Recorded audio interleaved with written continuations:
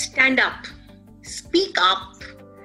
You don't have to accept the reality that the world is giving you. If you are not comfortable with something, speak up and ask. If you want help at home, ask for it. And don't hold yourself accountable at such high levels. It is okay if a child doesn't sleep at the same time and is delayed by 10 minutes once in a while. It is okay if the laundry is not perfectly folded. We as women, and I am guilty of it as often as well, is that we're so stressed about making sure that all the balls that we are juggling are perfect. We feel we are superhumans. And we expect that, and it's okay. And if somebody speaks inappropriately to you, it's all right to speak up to them and to demand action, right? Unless we do it together collectively, we're not going to make progress. So I think the infra is there, the intention is there, the execution on that has been a little weak on a lot of fronts. And I think now on the government side is changing. You see, organizations like Invest India actively doing stuff, Niti Aayog actively doing stuff in the women's cell aspect of it and trying to grow that and, get the knowledge down to where it needs to on a government level. As far as women entrepreneurs are concerned, absolutely. Look at me. When I started my first venture, even I didn't know anything about venture funding. I do think also, Ruby, that this is market maturity aspect, right? I think if you asked us in 2007, 8 or 2009, when I started Maidala, I had very little knowledge. On how to present or everything. But I think now that the market is maturing, a lot of women are very sophisticated about, how they go about raising funding. They know exactly what the investors are looking for. Are they as sophisticated as their male counterparts? Absolutely not.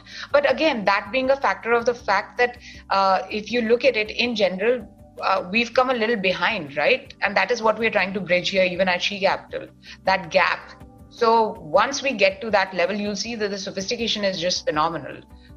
But it needs to be done. The awareness isn't there on some levels in terms of how to present, how to just show your financial projections, that sophistication. But the people who get it really get it. So purposeful. It's such a power. It's a beautiful feeling, and it's fulfilling to see that you can really shape so many lives and families and your surroundings.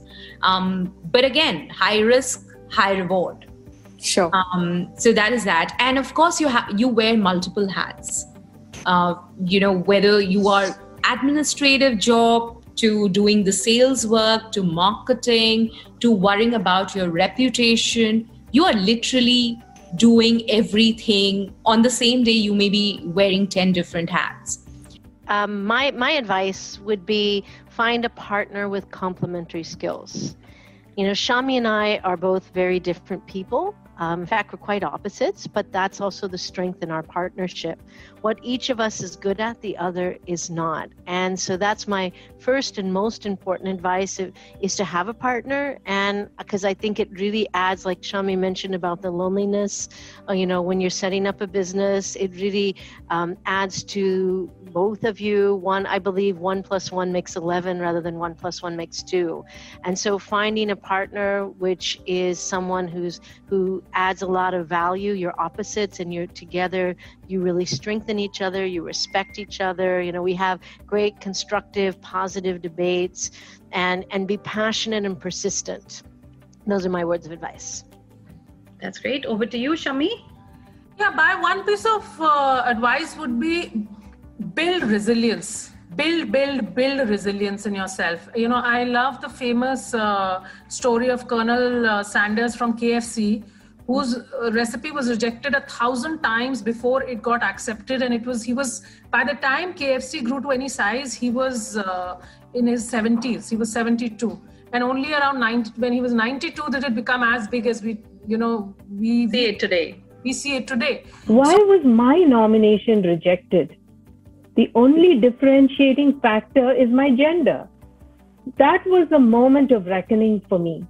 I viewed this vote not only as a vote against me, but a vote against the values and principles enshrined in the Constitution of India.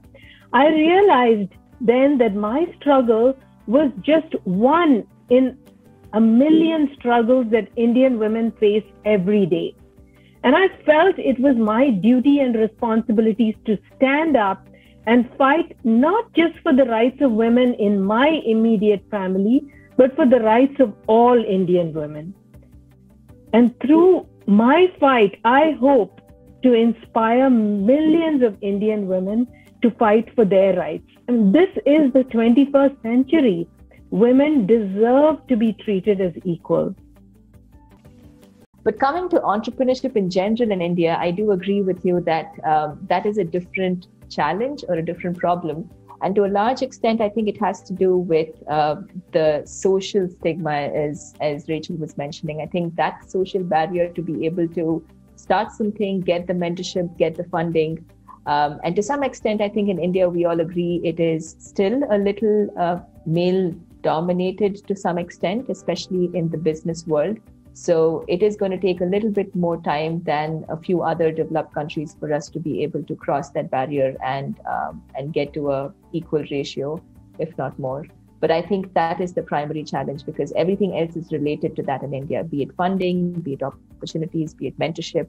All of that is related to the social and the societal stigma or that barrier per se.